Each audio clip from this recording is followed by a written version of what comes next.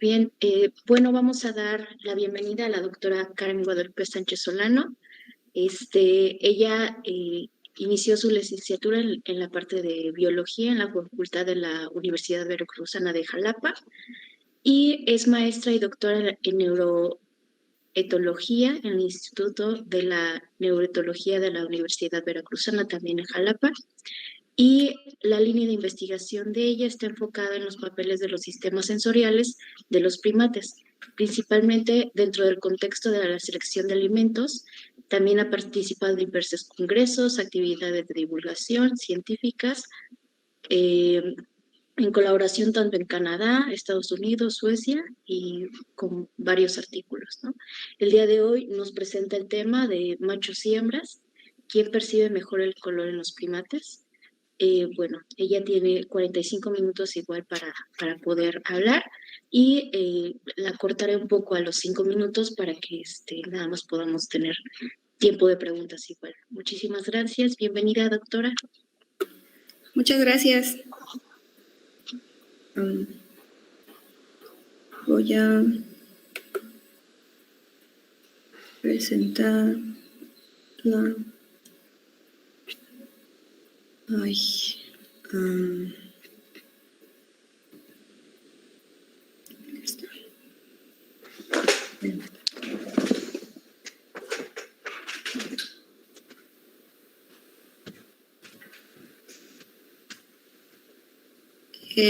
¿Se ve la pantalla? No se ve. ¿No se ve? No. Todavía no. A ver.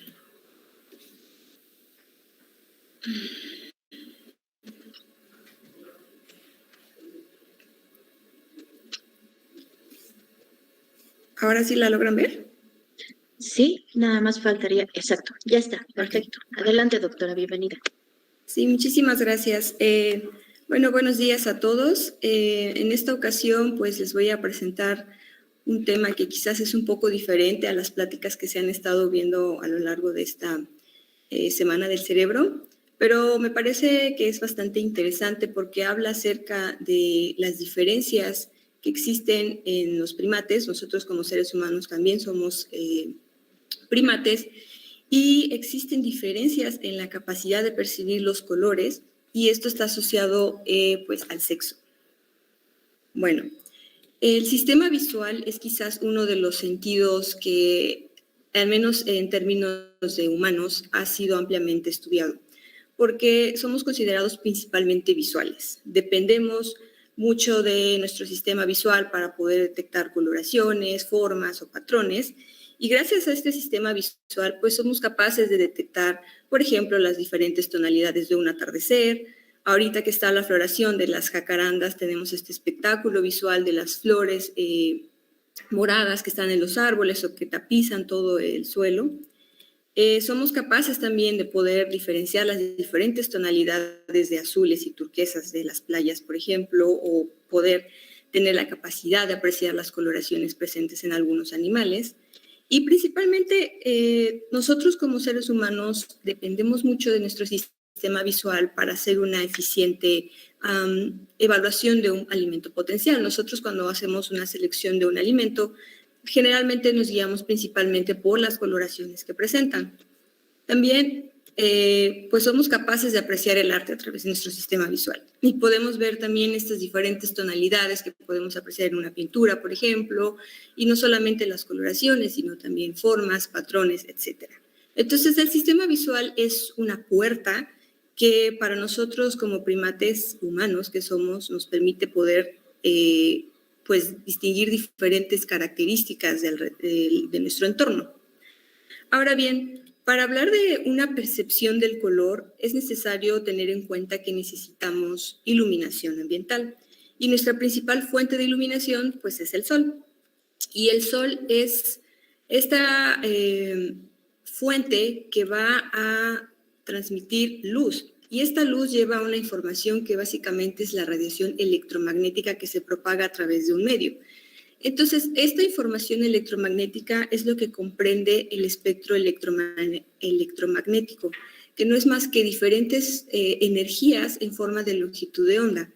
Tenemos longitudes de onda muy cortas, por ejemplo, como los rayos gamma o los rayos X, que prácticamente son imperceptibles por cualquier sistema biológico, hasta radiaciones de ondas de longitud de onda largas, como por ejemplo las microondas o las ondas radio, que de igual manera no son perceptibles por ningún sistema biológico. Entonces, dentro de toda esta radiación electromagnética, toda esta información que viaja de la luz del sol, lo que nos importa son este tipo de radiaciones, los rayos UV, la luz visible y en algunos casos el infrarrojo, porque hay grupos de animales que son capaces de detectar estas radiaciones UV, como por ejemplo algunos insectos o algunos reptiles, y los infrarrojos, que como por ejemplo las serpientes, que son capaces de detectar a sus presas a través de cambios de temperatura por receptores al infrarrojo. Pero principalmente la radiación más importante es la que comprende la luz visible, es decir, las longitudes de ondas que van desde los 400 hasta los 700 nanómetros. Esto quiere decir que muchos de los animales tienen la capacidad de detectar la luz que va desde los violetas hacia los rojizos. Ahora bien, la capacidad de detectar estos tipos de radiación electromagnética pues va a depender de cada sistema biológico.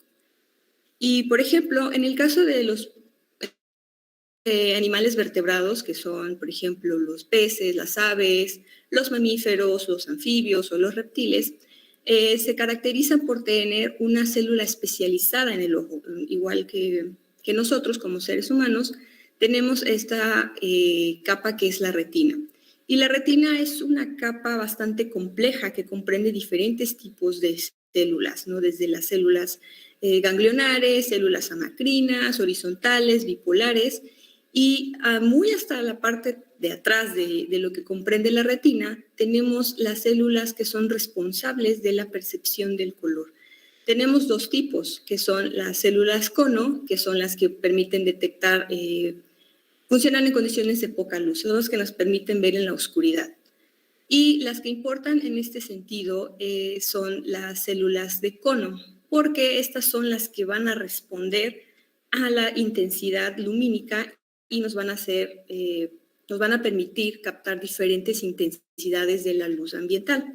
Ahora, estas células fotorreceptoras, estos conos, se caracterizan porque dentro de ellas existen unos fotopigmentos especializados que se denominan opsinas.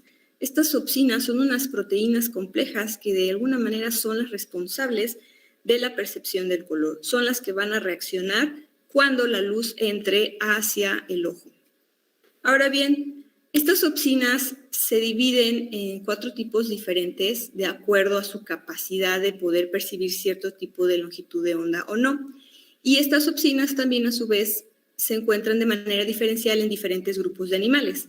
Por ejemplo, tenemos las opsinas que captan las longitudes de onda que van entre el rango de los verdes y solamente son encontradas en algunas aves, reptiles o peces.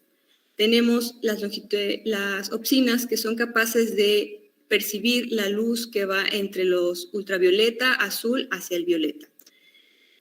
También las opsinas que son capaces de responder hacia la luz azul y 2 tipos de opsina que responden a longitudes de onda largas, como la luz verde y la luz roja. Ahora bien, las opsinas que están aquí pues se presentan de manera diferencial en diferentes grupos de animales. Y para este caso en particular, lo que cabe destacar es que para el caso de los primates, tanto humanos como nosotros y los primates no humanos, tenemos que existen 3 tipos de opsinas, que son las que pueden ser capaces de reaccionar a la luz violeta o azul, y las 2 tipos de opsina de longitud de onda larga, que son las verdes y rojos. Ahora bien, ¿cómo funciona esta interpretación del sistema visual en los primates? A manera de ejemplo, como les decía, toda la iluminación ambiental proviene del sol. El sol es nuestra fuente principal de energía y esta energía que proviene del sol va a incidir sobre cualquier objeto que esté presente en la naturaleza. Para este caso en particular tenemos, por ejemplo, un fruto. Entonces, toda esta energía viene dirigida hacia un fruto. Parte de esta energía va a ser absorbida por el fruto por las propiedades químicas o físicas del objeto en sí. Y toda esta energía que no es absorbida por el fruto va a ser reflejada en una longitud de onda que va en longitud de onda larga, o sea, las rojas, por ejemplo. Esta información viaja hacia el ojo, entra hacia la retina, que es la capa que está hasta atrás del ojo, y en esta retina es donde están distribuidas las diferentes células fotorreceptoras, como los conos y los bastones. Entonces, una vez que estos conos son activados, esta información va a viajar hacia el nervio óptico y es a través de este nervio óptico que se va a llevar la información de estas longitudes de onda hacia el núcleo geniculado lateral y posteriormente hacia la corteza visual. Entonces, es un proceso, digamos, muy simplificado, pero en realidad es algo más complejo que eso, ¿no? Porque hay toda una serie de capas celulares en la retina y existe todo un proceso de activación de mensajeros, etcétera, que van a hacer que se lleve la información, el impulso nervioso hacia el cerebro. Ahora bien, nosotros como mamíferos que somos, nos diferenciamos de la mayoría de otros mamíferos que tienen, digamos, sus actividades diarias durante el día. Y la mayoría de estos grupos de animales se caracterizan por tener un tipo de visión dicromática, porque solamente expresan dos tipos de opsina, las de longitud de onda corta, que son las azules, y las longitud de onda larga, que van hacia las verdes. Entonces, esto de alguna manera limita la capacidad o la gama de colores que pueden ser capaces de percibir, y normalmente ven entre tonalidades entre amarillas y azules. Nosotros como primates y el resto del grupo de los primates no humanos, al tener una tercera opsina, que sería la de longitud de onda media, la longitud de onda corta y la longitud de onda larga, amplía de alguna manera nuestra capacidad para poder percibir una mayor gama de colores. Entonces podemos tener una percepción desde los violetas, pasando por los azules, variedad de verdes, amarillos, naranjas y hasta los rojos. Ahora bien, hasta aquí pareciera que es algo bastante simple. Mamíferos son dicrómatas y nosotros nos diferenciamos de ellos porque tenemos una tercera opsina y somos tricrómatas. Pero en realidad en los primates ocurre un fenómeno bastante interesante porque no todos tienen la capacidad de ver en este rango de tricromacia. Entonces, podemos decir que existen de alguna manera dos grupos diferentes. Y nos dice que la tricromacia se logra de manera diferencial entre estos dos grupos diferentes. Por un lado tenemos a los primates del viejo mundo y grandes simios que se distribuyen en África y en Asia. Y por el otro lado tenemos a primates del nuevo mundo y prosimios que se distribuyen en el continente americano y en África también, particularmente en Madagascar. Ahora bien, este grupo de primates, los que se distribuyen en América, tienen un aspecto bastante interesante porque la percepción del color va a variar dentro de estas especies de primates y está asociado principalmente al sexo. Ahora bien, ¿por qué está asociado al sexo? Porque la capacidad de percibir el color está asociado principalmente al cromosoma X. Y tenemos los dos grupos, digamos, importantes, que son los primates del viejo mundo y los primates del nuevo mundo. Una característica importante es que a nivel genético, en el cromosoma 7, que es un cromosoma autosomal, es decir, no es sexual, y es aquí donde se codifica el fotopigmento que va a percibir la longitud de onda azul o longitud de onda corta.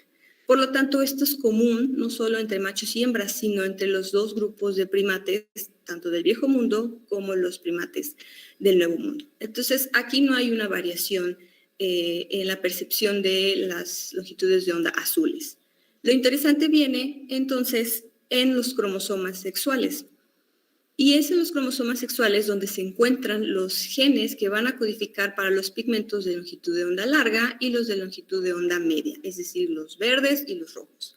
Ahora bien, estos pigmentos van a estar presentes en el cromosoma X. Tenemos que un macho pues únicamente tiene un cromosoma X. En el cromosoma Y no hay presencia de estos fotopigmentos. Por lo tanto, deben de tener las dos copias de estos pigmentos presentes en su cromosoma X. Gracias a este proceso de duplicación que dio lugar a la presencia de ambos pigmentos en su cromosoma X, tenemos que todos los machos y las hembras son tricrómatas. En el caso de las hembras, pues al tener dos cromosomas X, puede existir la presencia de ambos pigmentos en ambos cromosomas. Lo interesante ocurre con los primates del Nuevo Mundo, los primates americanos y los prosimios, por ejemplo.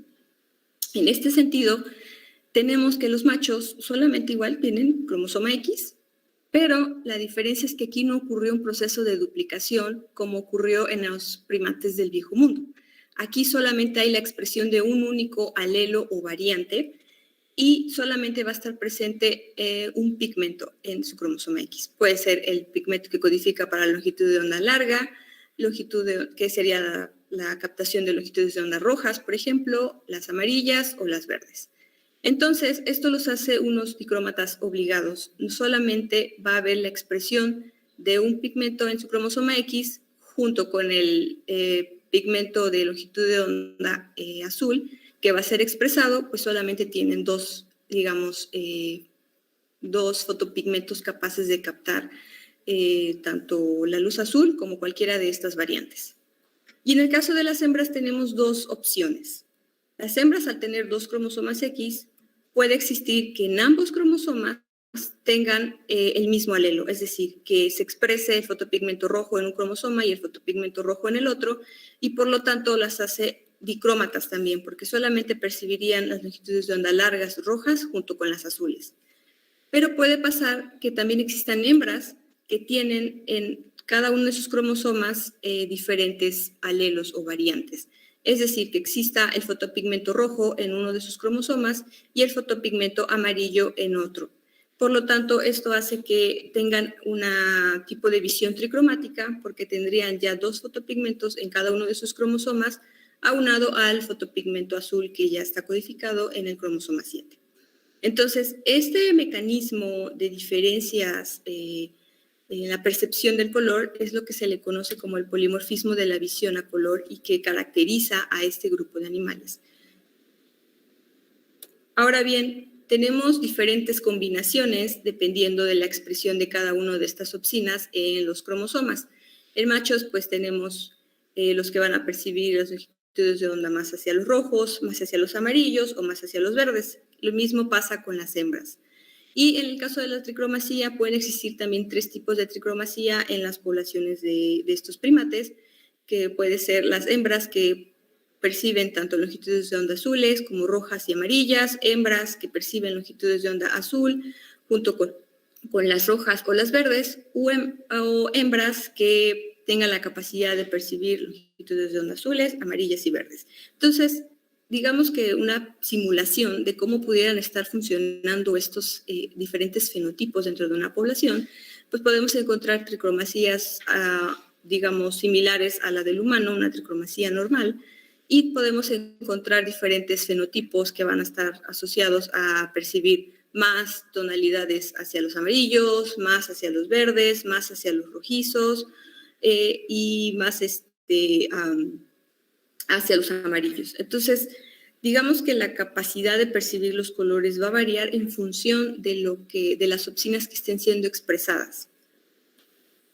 Ahora bien, pues estas opsinas pues, van a tener la capacidad de responder a diferentes longitudes de onda, que son 560, 555. Estas son como las más características o las que se han encontrado en algunas especies de primates prosimios, primates americanos y primates del Viejo Mundo y humanos.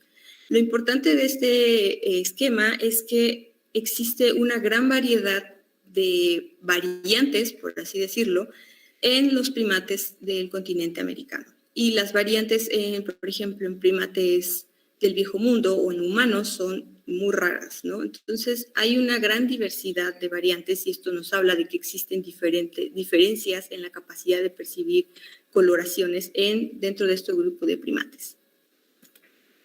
Ahora bien, en los humanos existe algo más o menos similar, que es algo que se le llama daltonismo. Y en los humanos es muy característico encontrar 3 tipos de daltonismo y que están asociados a que se expresen o no ciertas opsinas en los cromosomas. Por ejemplo, la visión normal, la tricromacia normal, asume que pues, existe la expresión de los 3 fotopigmentos, el azul, el verde y el rojo. Entonces, la combinación o la presencia de estos fotopigmentos pues, va a ampliar nuestra capacidad de percibir una mayor gama de coloraciones.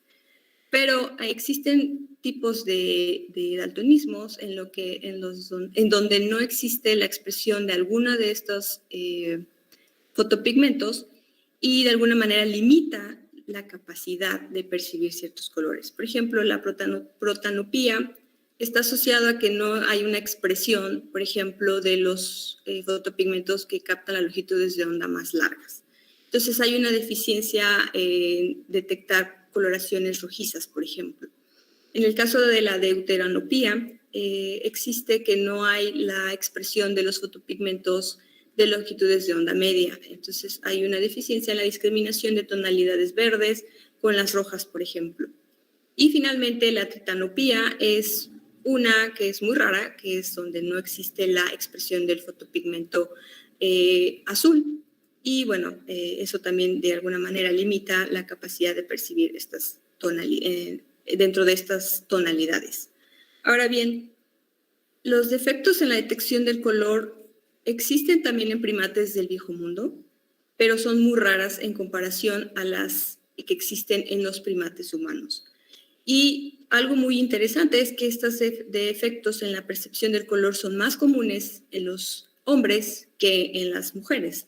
Por lo mismo de que, de alguna manera, si en los hombres hay un defecto en la expresión de los genes que van a dar lugar a los fotopigmentos, pues solamente tienen un cromosoma X. Entonces, si hay un defecto en ese cromosoma X, pues ya quedó el defecto de por vida. Y en el caso de las mujeres, pues al tener 2 cromosomas X, tenemos la opción de que si hay un defecto en alguno de estos cromosomas, en el segundo cromosoma puede haber que haya una correcta expresión de ambos fotopigmentos y por lo tanto se compense y el daltonismo por eso sea menos común en las mujeres que en los hombres.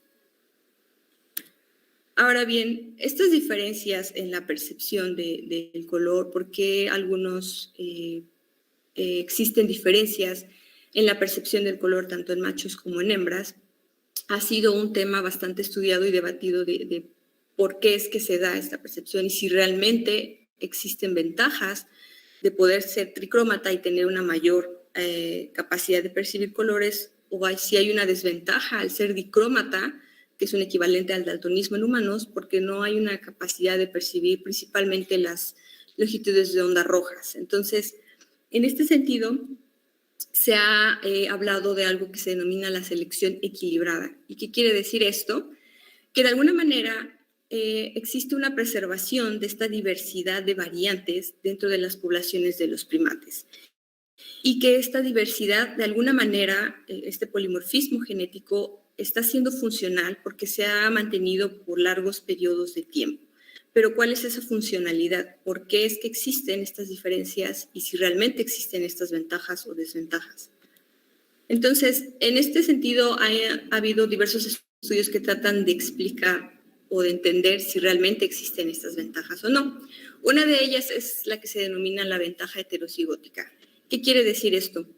Que existe una ventaja de las hembras con tricromacia, las hembras que expresan los 3 tipos de opsina, para, por ejemplo, poder percibir señales que están asociadas al reconocimiento de otros individuos dentro de un grupo, porque tiene la capacidad de percibir ciertas coloraciones que están asociadas al pelaje de los individuos. Y también que las hembras tricrómatas tienen una mayor ventaja para poder discriminar de manera eficiente alimentos que tienen coloraciones llamativas, como por ejemplo los rojos o los naranjas o los amarillos. Y también ventajas quizás en la detección eficiente de depredadores. Los principales depredadores de los primates son los grandes felinos y se caracterizan por tener estos pelajes amarillos que contrastan de manera significativa con el fondo verdoso de las selvas tropicales. Entonces, de alguna manera la tricromacia pudiera ser ventajosa para detectar este tipo de factores en comparación con una hembra o un macho que es dicrómata, porque tiene solamente 2 tipos de opsinas, normalmente no detectan las coloraciones rojizas, entonces estamos hablando de una especie como de daltonismo en este grupo de primates y limita la gama de coloraciones que pueden ver, ¿no? Entonces no ven un rojo, pero lo ven más como un tono amarillo. Las coloraciones de los frutos no dan una señal evidente para estos grupos de primates porque no pueden hacer una eficiente discriminación del rojo o, por ejemplo, un depredador puede estar totalmente camuflado para ellos porque no hay una eficiente discriminación del amarillo contra el verde. Entonces, si realmente existe una ventaja de estas hembras, se va a ver reflejado en el éxito reproductivo de este grupo de hembras y también en su supervivencia. Y en este sentido se han hecho diversos experimentos. Uno de ellos es probar si realmente la tricromacia tiene ventaja, por ejemplo, en la selección de alimento. Y esto se vería reflejado en que las hembras tricrómatas pues tendrían una mejor salud e inclusive periodos breves entre intervalos de partos. Digamos que están bien alimentadas, porque tienen la capacidad de explotar una gran gama de alimentos con diversas coloraciones respecto a las hembras que son, digamos, ciegas a ciertas coloraciones. Entonces, en experimentos en cautiverio se ha visto que, por ejemplo, en marmosetas, estos individuos son capaces de detectar alimentos naranjas, por ejemplo, a distancias mayores de 6 metros, pero no son capaces de diferenciar alimentos que tienen coloraciones verdes. Entonces, en experimentos en cautiverio parece ser que hay una ventaja en la detección de alimentos a distancia. A distancia es más fácil detectar frutos o alimentos que son muy coloridos versus alimentos que de alguna manera pues, tienen colores un poco más oscuros, como los verdes.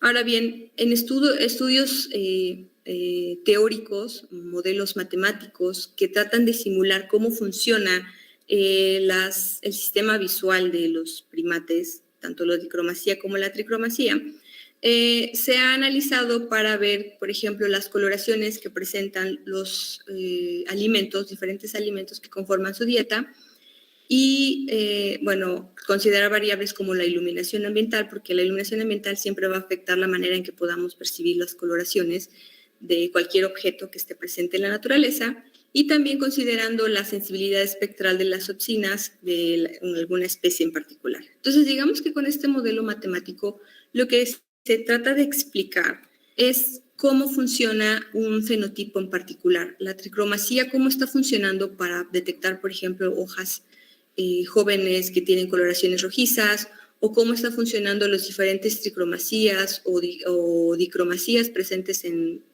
algunas especies de primates para detectar frutos que tienen coloraciones llamativas versus los frutos que tienen coloraciones pues, más oscuras, ¿no?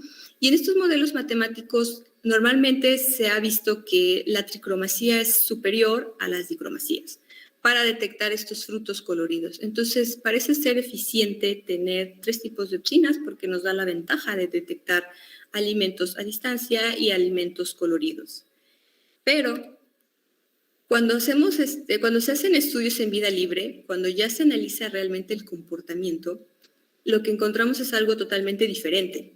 Y encontramos que, por ejemplo, tanto individuos dicrómatas como tricrómatas son capaces de seleccionar frutos de diversas tonalidades de estos frutos que son coloridos, que se supone que solamente los tricrómatas son capaces de explotar, y frutos que no cambian de color, que son estos colores verdes o colores marrón, que de alguna manera se pierden entre el follaje de los árboles. Entonces, tanto estudios con monos capuchinos y monos araña han encontrado este efecto. En realidad no hay diferencias. Ambos tipos de fenotipos son capaces de explotar este tipo de frutos. Entonces, ahí, ¿qué es lo que realmente está pasando, ¿no? Si no tienen la capacidad de ver coloraciones rojizas, ¿cómo es que están haciendo una selección de frutos? Y parece ser que una de las características que los individuos dicrómatas, que no pueden ver las coloraciones rojizas, por ejemplo, se están basando en otro tipo de característica acromática, que es el brillo o la luminancia que están reflejando los frutos. Por ejemplo, y eso es independiente de la coloración que tengan. Entonces, de alguna manera, este brillo que tienen los objetos, que es una característica cromática, de alguna manera los guía hacia estos frutos y pueden hacer una evaluación de este tipo de frutos. Además, se ha visto que si bien no hay diferencias quizás en la selección asociados al fenotipo de estos animales, se ha visto que hacen otro tipo de comportamientos bien interesantes, que es utilizar otro tipo de sentidos no visuales, como por ejemplo los olfateos o estar tocando un fruto o estar mordiendo un fruto. Porque si tienes un fruto que no es una señal evidente de coloración, inclusive para nosotros como tricrómatas, que no sabemos de repente que un fruto ya está maduro, por ejemplo el caso del aguacate, no sabemos realmente cómo, si está maduro o no a simple vista, entonces utilizamos otro tipo de sentidos como el tacto.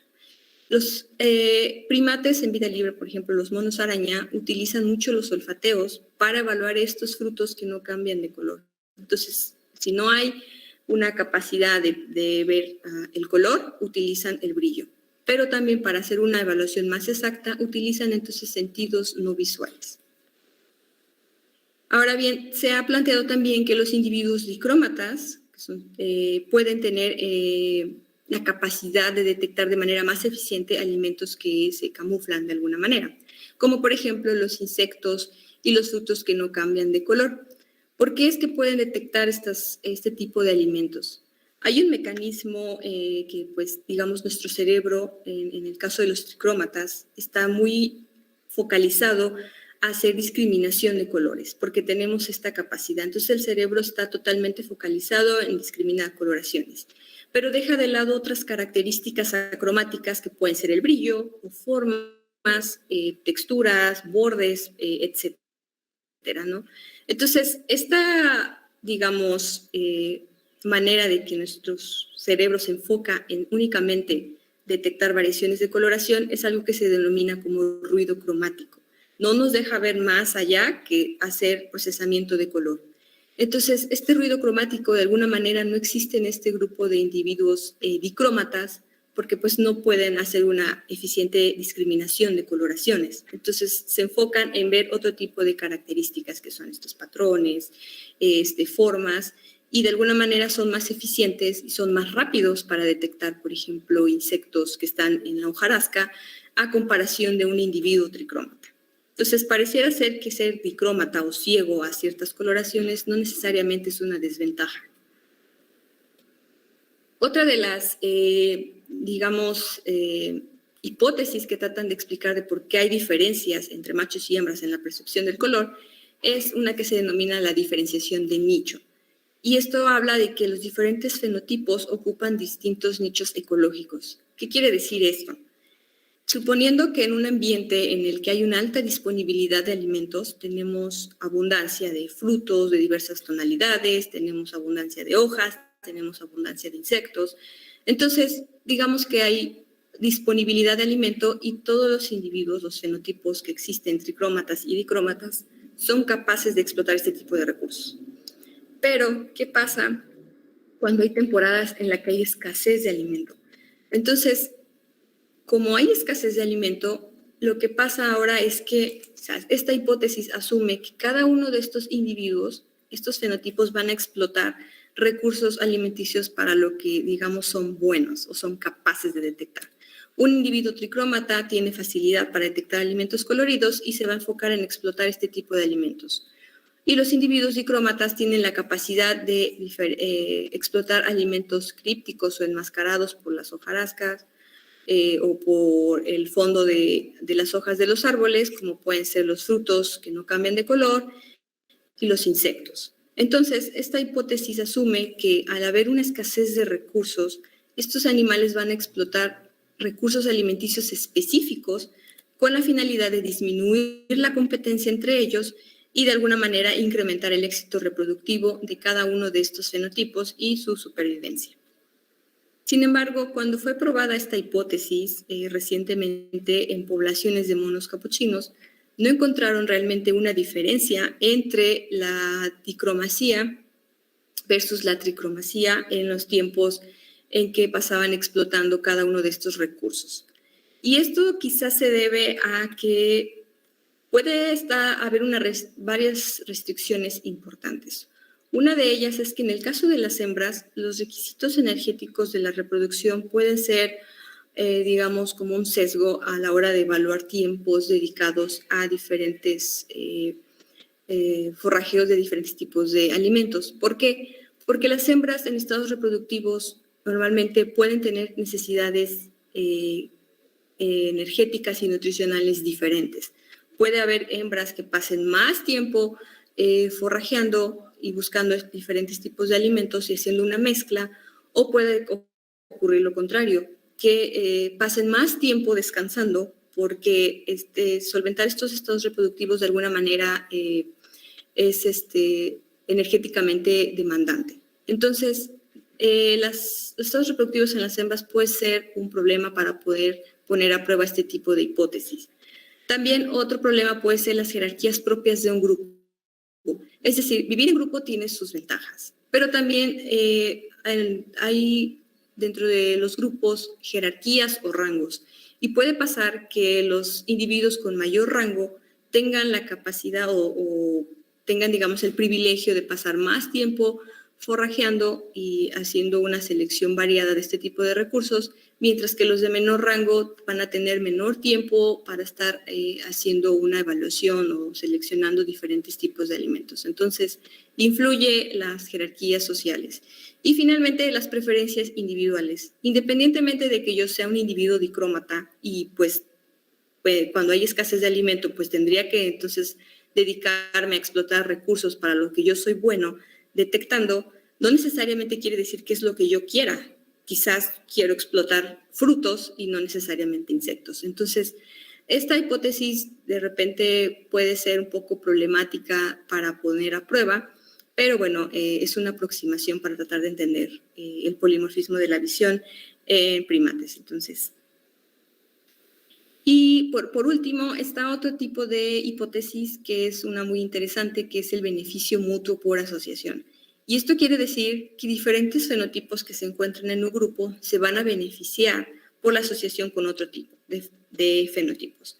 Es decir, en un estudio realizado con unos cifacas, que son un grupo de primates, y que se caracterizan por formar grupos pequeños pero muy unidos. Y en este estudio, que fue pues realizado en casi una década, lo que observaron es que existen pues igual individuos tricrómatas que son capaces de detectar este tipo de frutos.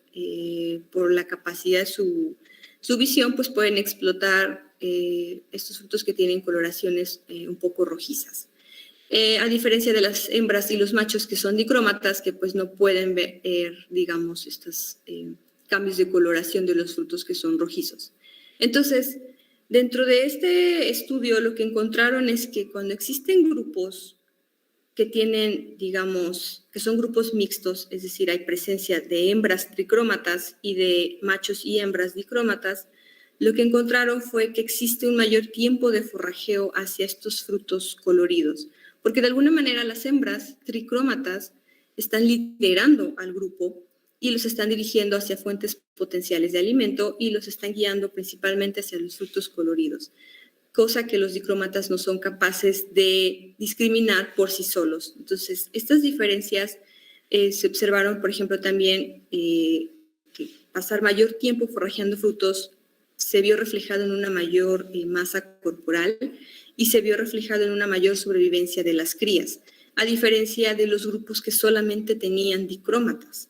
Por lo tanto, estas hembras, vivir con hembras tricrómatas, pues tiene sus ventajas, ¿no? Porque ambos fenotipos se benefician, ¿no? Principalmente los dicrómatas, al ser guiados por las hembras tricrómatas, pues tienen este beneficio de explotar recursos que de alguna manera, siendo dicrómata, puede ser un problema explotar. Y bueno, finalmente una de las que ha sido pues ya recientemente abordada también es el efecto de la detección de depredadores.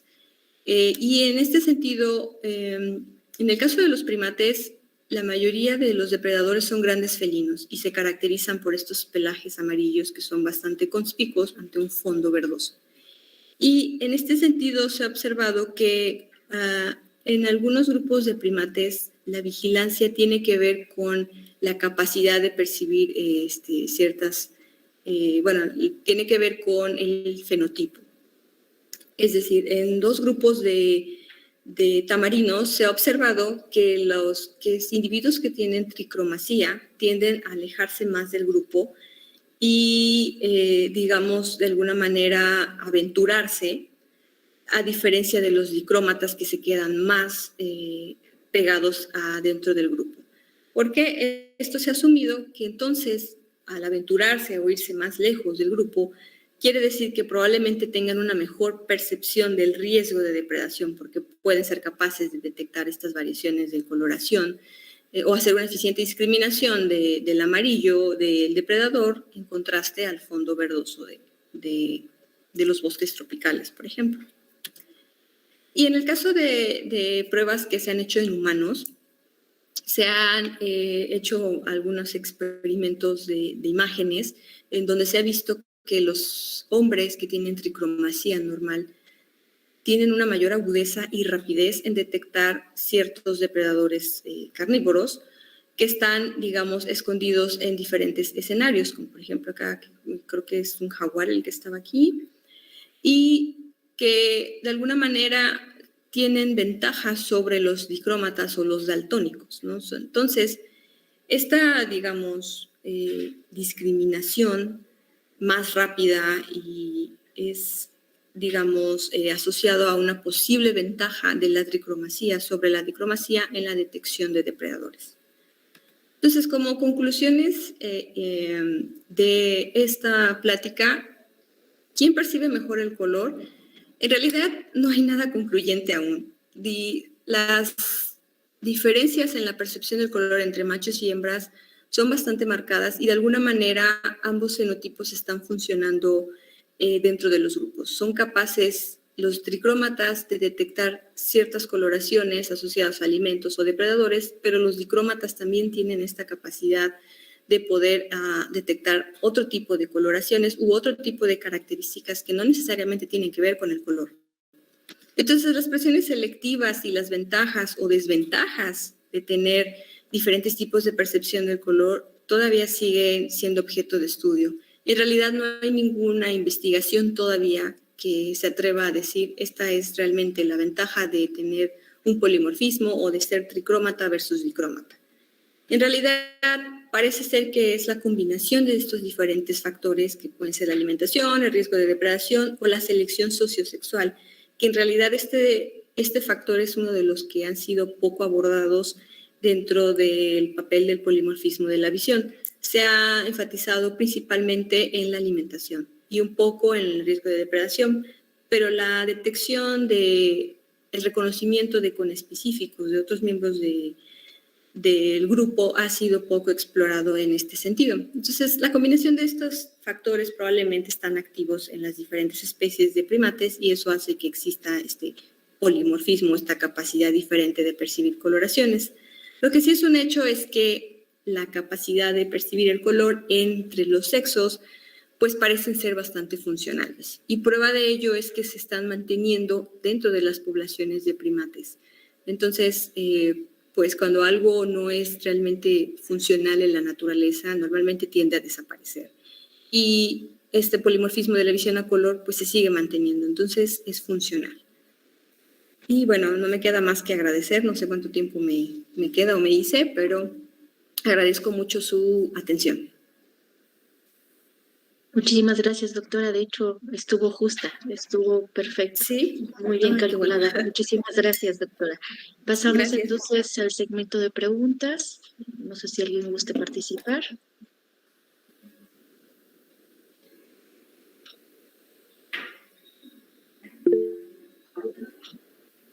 Adelante, doctor Germán. Gracias, Yasmín. Gracias, Karen. ¿Así se pronuncia tu nombre, sí? Sí, Karen. Gracias. Gracias por tu charla, bien interesante, ¿no?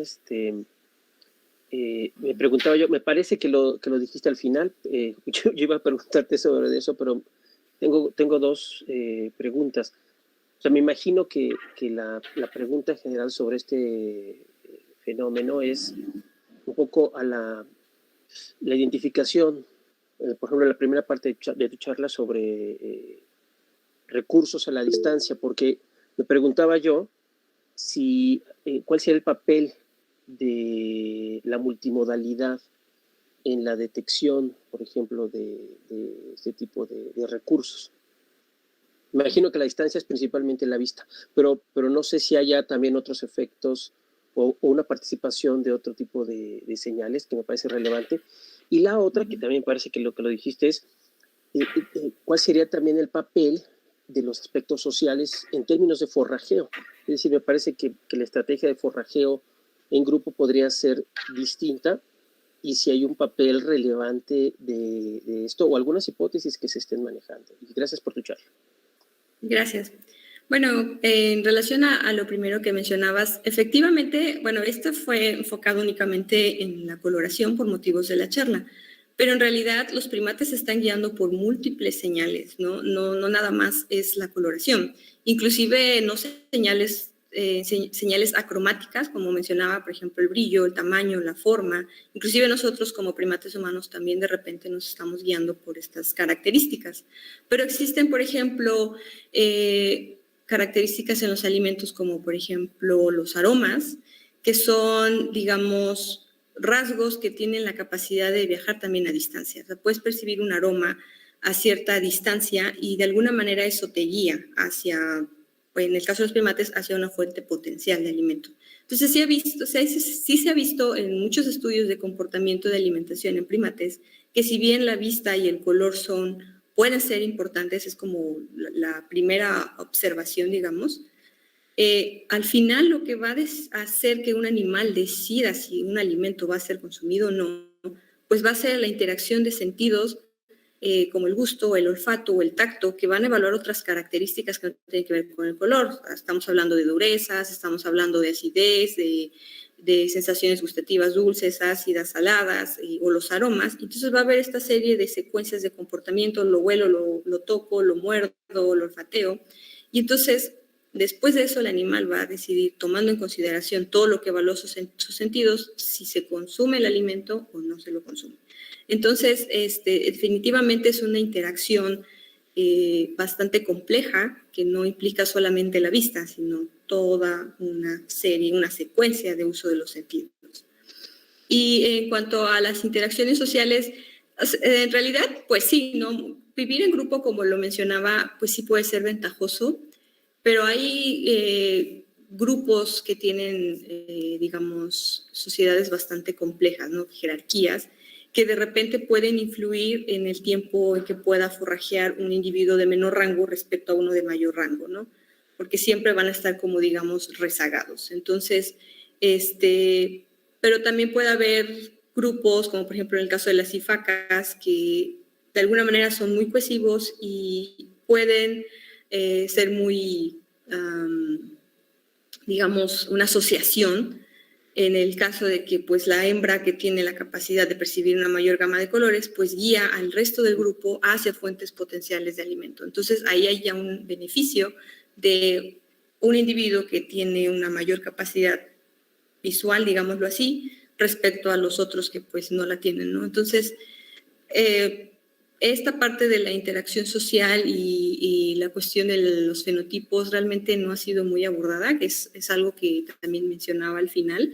Casi siempre se enfocan en el efecto de la alimentación y los fenotipos, diferentes tipos de visión, porque se plantea que la tricromacia apareció en función de la alimentación, de los diferentes tipos de alimentos que están presentes en la naturaleza. Entonces es como que lo que más se ha apuntado, visión y alimentación, visión y alimentación. Apenas se está tocando, por ejemplo, la depredación y todavía falta por tocar este tema de aspectos sociosexuales. Sí, sin duda, ¿no? Es decir, me parece que también ya pasó esa perspectiva en la que una característica pudiera pensarse que solo está bajo la presión de selección de un solo factor, y de ninguna Ujú, manera, ¿no? exacto. Sin duda hay un montón de Ujú, factores involucrados en términos de exacto. selección en esta característica, ¿no? Como decías, Ujú, tanto el sexo, por ejemplo, o la época reproductiva. ujú, Incluso me preguntaba sí. yo también la experiencia, ¿no?